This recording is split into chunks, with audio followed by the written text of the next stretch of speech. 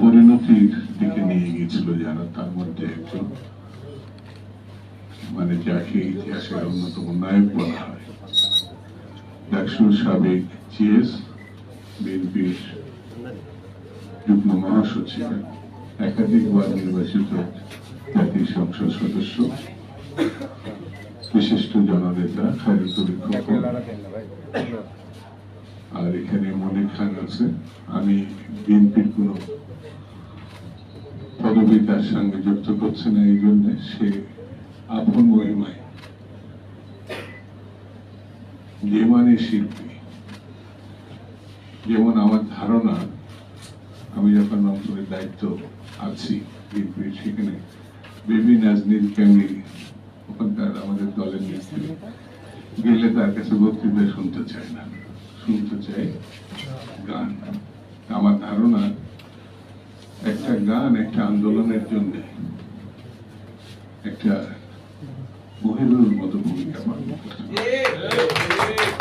মনির খান বর্তমানে ওই স্টেজের একজন গায়ক, সে আমার প্রতিবেশী বটে। আর অন্যান্য আমাদের মইনুল ভাই, আমাদের নিপন, আমাদের আসাদুজ্জামান, সম্মানিত নেতৃবৃন্দ, মিডিয়ার বন্ধুরা, সুধী মন্ডলী, আসসালামু আলাইকুম। এখানে আজকে যে প্রসঙ্গ নিয়ে আলোচনা সভা, সেই প্রসঙ্গে সবাই সুন্দরভাবে বিস্তারিত আলোচনা করেছেন, আমি অত সময় দিব না। তবে সুশাসন প্রতিষ্ঠা করার জন্য, গণতান্ত্রিক শাসন প্রতিষ্ঠার জন্য যারা ফ্যাসিস্ট, যারা স্বৈরতন্ত্র দীর্ঘ 15 বছর ধরে প্র্যাকটিস করেছেন, তাদের বিচার ছাড়া সুশাসন প্রতিষ্ঠা করা সম্ভব। বিচার করতেই হবে, এড়িয়ে যাওয়ার কোনো পথ নেই। হাসিনা গণহত্যাকারী, এ ব্যাপারে বাংলাদেশে কোনো দ্বিমত নাই, দক্ষিণ পূর্ব এশিয়াতে দ্বিমত নাই, জাতিসংঘ দ্বিমত করে নাই। পার্শ্ববর্তী দেশ তাকে কোলের মধ্যে করে রেখেছে, তারা তো মুখোশধারী, তারাই তাকে স্বৈরতান্ত্রিক শাসক হিসাবে প্রতিষ্ঠা করেছে এই দেশে। পার্শ্ববর্তী দেশ যদি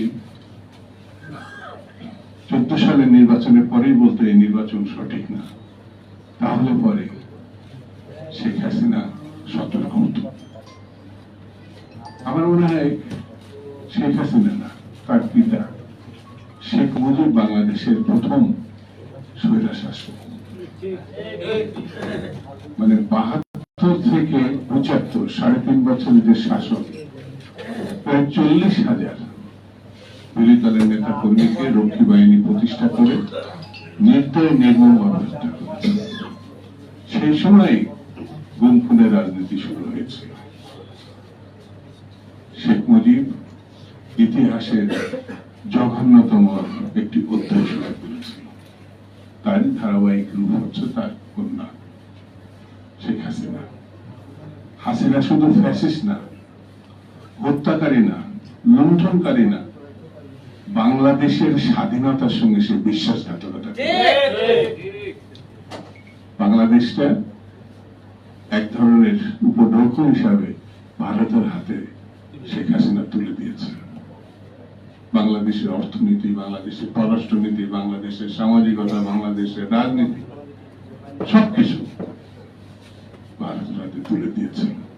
এই কথা সে স্বীকার করেছে।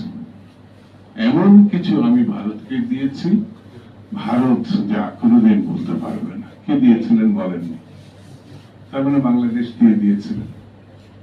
ওই যে যদি একটু সুযোগ পেত পার্লামেন্টে, তাহলে আনুষ্ঠানিকভাবে, যেটা লন্দুকদের যে করেছিল সিকিমে, সেও এটা করত।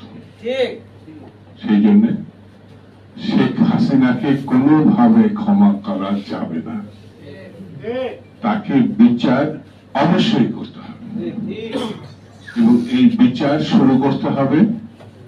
এবং আমি নিশ্চিত পরবর্তী সরকার যদি বিচার একটা, এই যেমন 6 মাসের জেল, এটা কোনো জেল না, কোথায় আদালত অবমাননা করছে তার জন্য যে হতেও পারে, হয়েছে, কিন্তু সে তো আসলে খুনি, সে হলো লুটপাটকারী, সে হলো বাংলাদেশের স্বাধীনতাকে বিপন্ন করেছে।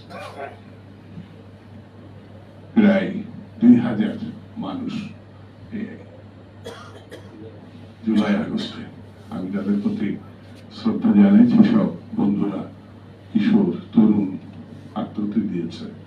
বিএনপির পক্ষ থেকে তাদের আমি মাগফিরাত কামনা করি, আল্লাহ যেন তাদের বেশ নসিব করে।